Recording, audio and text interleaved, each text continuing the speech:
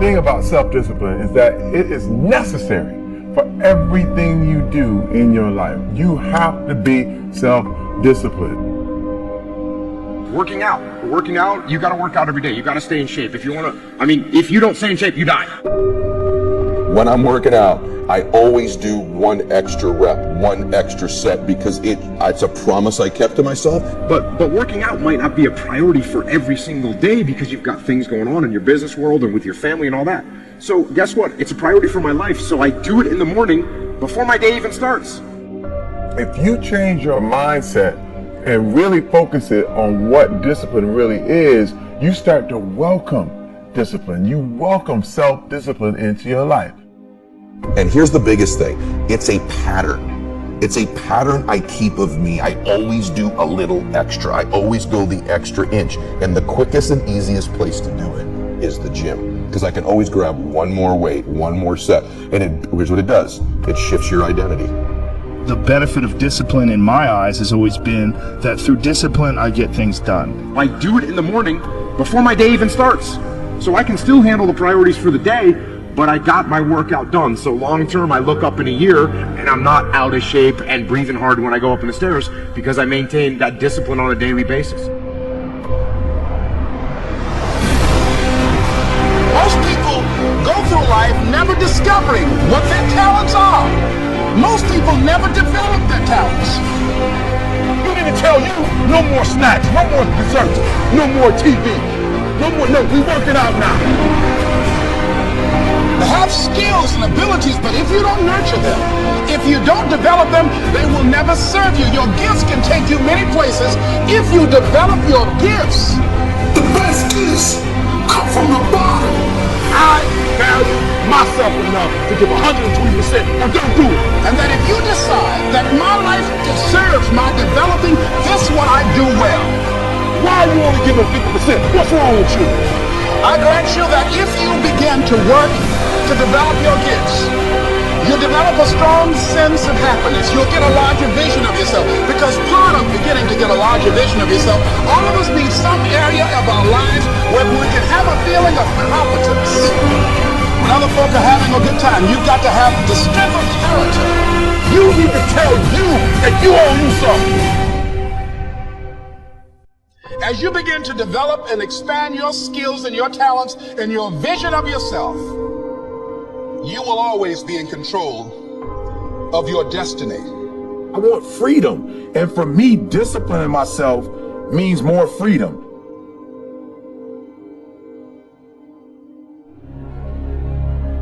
It's so easy to be great nowadays because everybody else is, most people are weak. This is a softened generation. So if you have any mental toughness, any ability, if you have any fraction of self-discipline, the ability to not want to do it but still do it. People have a hard thing to understand. I hate to run. And what makes me so crazy, it doesn't anymore, is people go, well, why do you run if you hate it? What are you talking about? I don't want to take showers and eat either. I hate that too. That's life, man. It wasn't until I changed that mentality that I became somebody. I hated going to school, so guess what? I was dumb as shit. But if you can get through to doing things that you hate to do, on the other side is greatness. That's what people understand. By me running, I am callous in my mind. I'm not training for a race. I'm training for life. I'm training for the time when I get that 2 o'clock in the morning call that my mom is dead or something happens tragic in life. I don't fall apart. I'm training my mind and my body and my spirit so it's all one, so I can handle what life is going to throw at me. Because the life I've lived, it throws a whole bunch at you. And if you're not physically and mentally prepared for that, you're just going to crumble and you're good for nobody. 99% of people are not willing to do what it takes to make their dreams come true. The Marines have a saying, everybody wants to go to heaven, but nobody wants to die.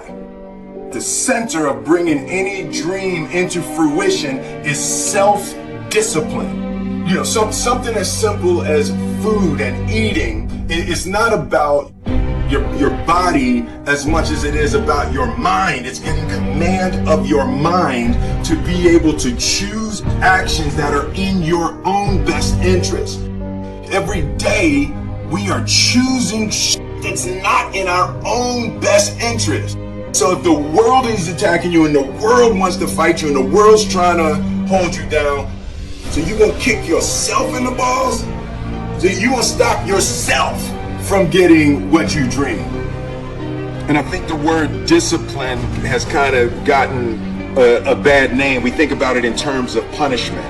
I'm not talking about discipline in that way. I'm talking about discipline in the sense that you forego immediate pleasure for the exchange of long-term self-respect. I believe that self-discipline is the definition of self-love. That when you say that you love yourself, that means that you have behavior towards yourself that is loving. Self-discipline is the center of all material success. You cannot win the war against the world if you can't win the war against your own mind.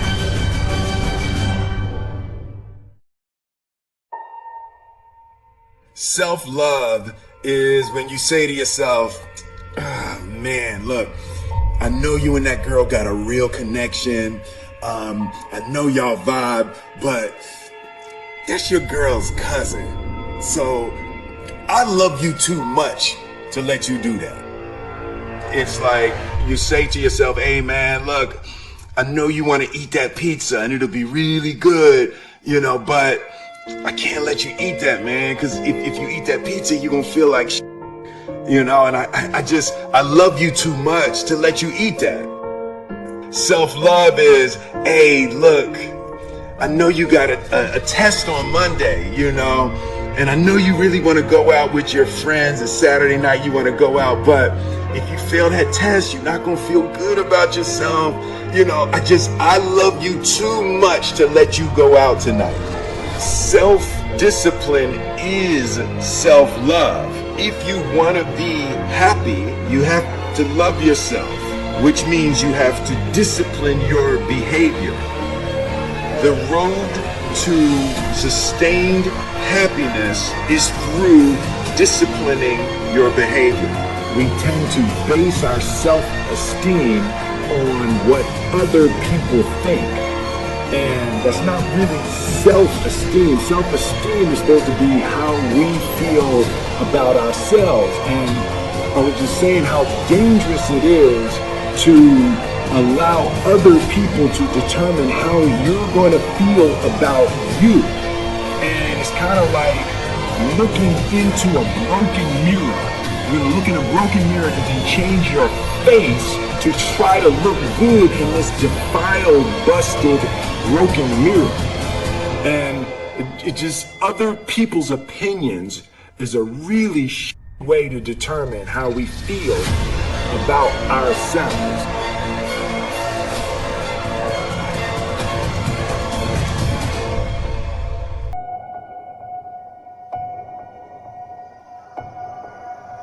I was weighing like 297 pounds, and I had to make a change in my life. You know, I was at an all-time low. He once held the Guinness World Record for most pull-ups in 24 hours at 4,030. No one felt sorry for me. No one looked at me and said, like, this day and age, they'll take you in and they'll tell everybody, stop picking on this person. Back then, they didn't care. I had to build calluses in my brain the same way I built calluses on my hands. So I broke the Guinness World Record for pull-ups a long time ago, but I failed at it twice. And I did 67,000 pull-ups in trying to break this record. So to do 4,030 pull-ups, I had to do 67,000 for training for that. He's run eight consecutive 100-mile races over 8 back-to-back weekends. He ran over 7,000 miles in a single year, and that is the equivalent of running 267 marathons. I saw myself as the weakest person God ever created. He had to have a goal. My goal was the only person that's gonna turn this person around is me. The only way I can turn it around is put myself through the worst things possible a human being can ever endure. And that'd be the only way that I can build this brain to handle anything that comes in front of me, callousing my mind through pain and suffering.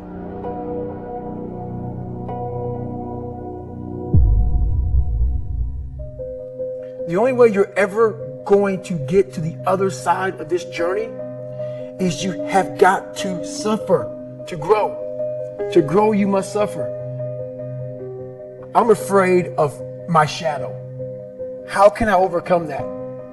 Go in the military, get your kicked, do things you hate to do, be uncomfortable every day of your life. Roger that. I'm not the smartest kid in the world.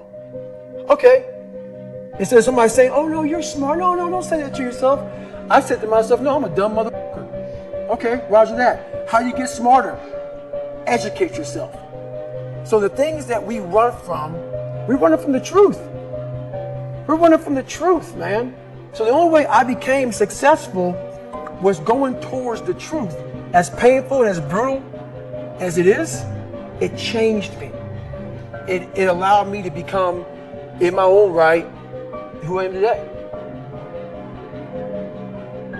If you can, for the rest of your life, live inside of yourself, stop listening to people who are calling you fat, gay, transsexual, everything that is makes no sense. All these insecure people putting their insecurities on you, you gotta flush it out. You gotta just be whoever the hell God or whoever the hell you believe in. If you believe in nothing but yourself, I don't care what it is. You gotta take everything and throw it away. You have to believe in one thing, and that is yourself.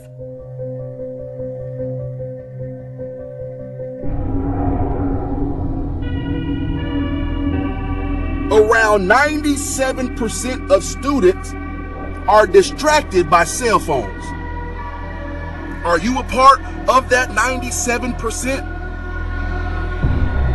When you want to succeed as bad as you want to breathe, then you'll be successful. Whether your distractions are text messages, checking emails, surfing the web, playing games, or scrolling through social media, the fact remains that it is a distraction.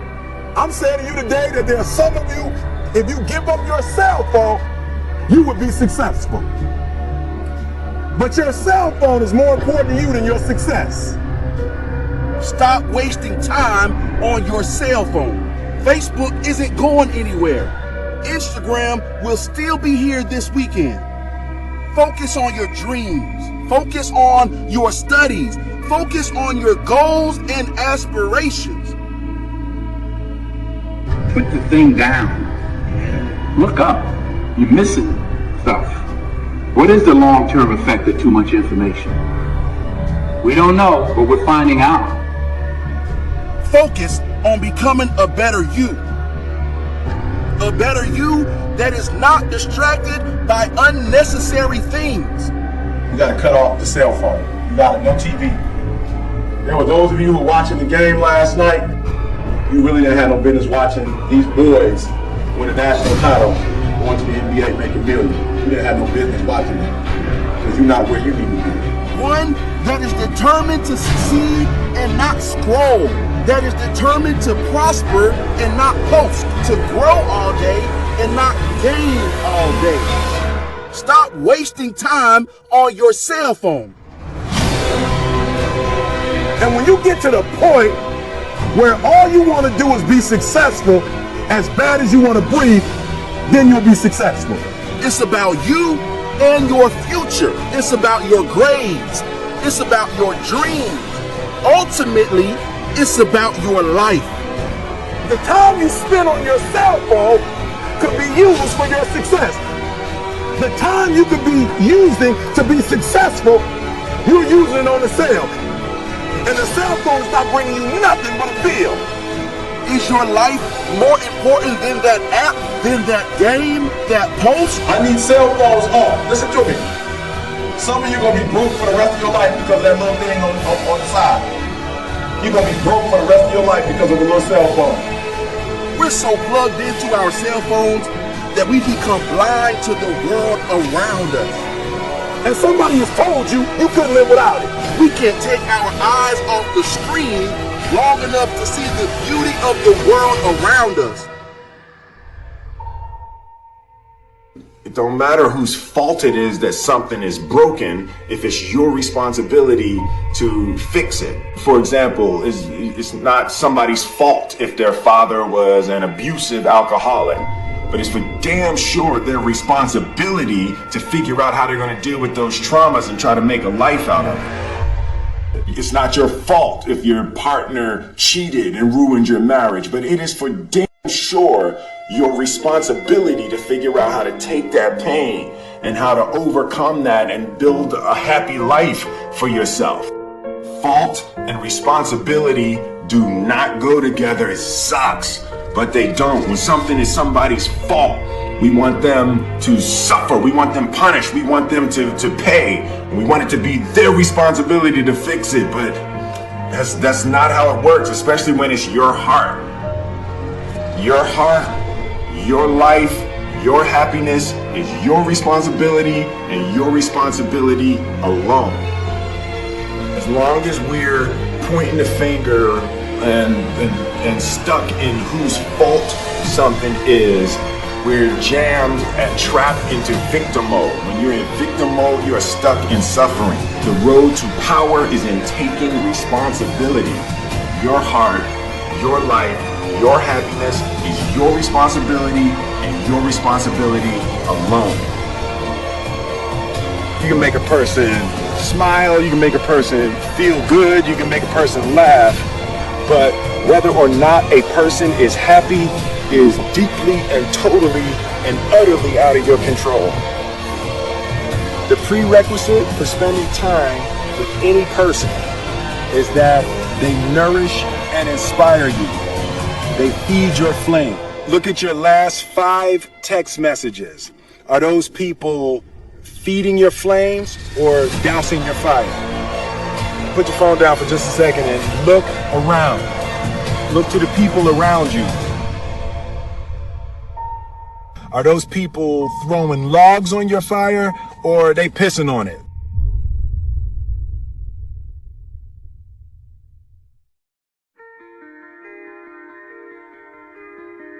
I want my life, I want my work, my family, I want it to mean something. And it's like, it has, if you are not making someone else's life better, then you're wasting your time. The separation of talent and skill is one of the greatest misunderstood concepts for people who are trying to excel, who have dreams, that want to do things. Talent you have naturally. Skill is only developed by hours and hours and hours of beating on your craft. You don't try to build a wall. You don't set out to build a wall. You don't say, I'm going to build the biggest, baddest, greatest wall that's ever been built. You don't start there. You say, I'm going to lay this brick as perfectly as a brick can be laid. There will not be one brick on the face of the earth that's going to be laid better than this brick that I'm going to lay in this next 10 minutes. Yeah. And you do that every single day. And soon you have a wall. And soon you have a wall. Yeah. And I think psychologically, the advantage that gives me over a lot of people that I have been in competition with in different situations is it's difficult to take the first step when you look how big the task is.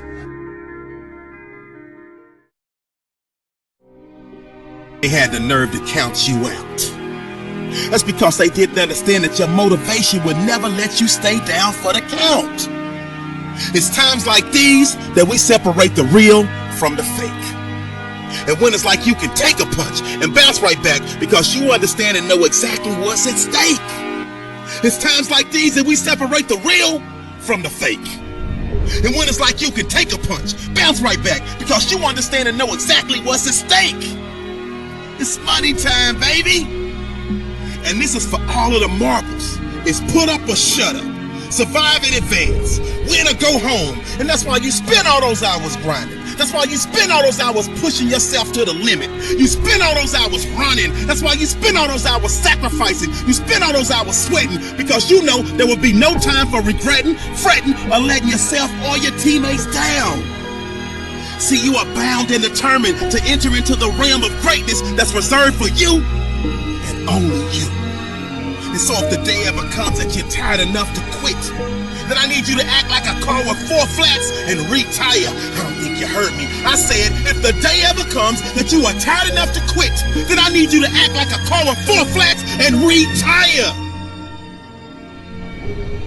Next level success is reserved for those that are willing to not start counting the reps until it starts hurting. Not start counting the shots made until their arms are dead tired. Not start counting the sprints until they're already breathing hard. I heard a wise man say, it hurts, but it works. I say when it hurts, then and only then will you start receiving the perks, the accolades, the attaboys, the attagirls, the great jobs, the alley-oop lobs, the celebration parties with the lobster and shish kebabs, the hoisting of the banners, the sizing for the rings, the smiles, the hugs, and all of the love and respect in between.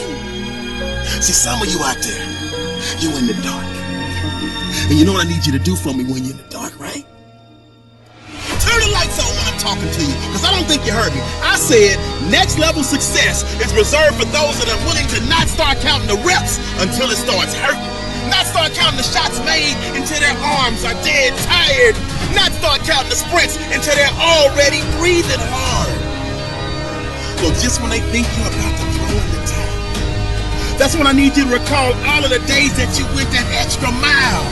All of them days that your friends said you were foul, when you said you couldn't hang out because you were dialed in. You were locked in. You were in a zone. So you had to be strong, because you knew the day would come when you would have to show the world that you could overcome any adversity, any obstacles, any hardships, any setbacks, because you were prepared for any and everything. You understood that it would be impossible to run with them cheetahs when you're walking with the turtles. You understood that it would be impossible for you to run with the cheetahs when you were walking with the turtles.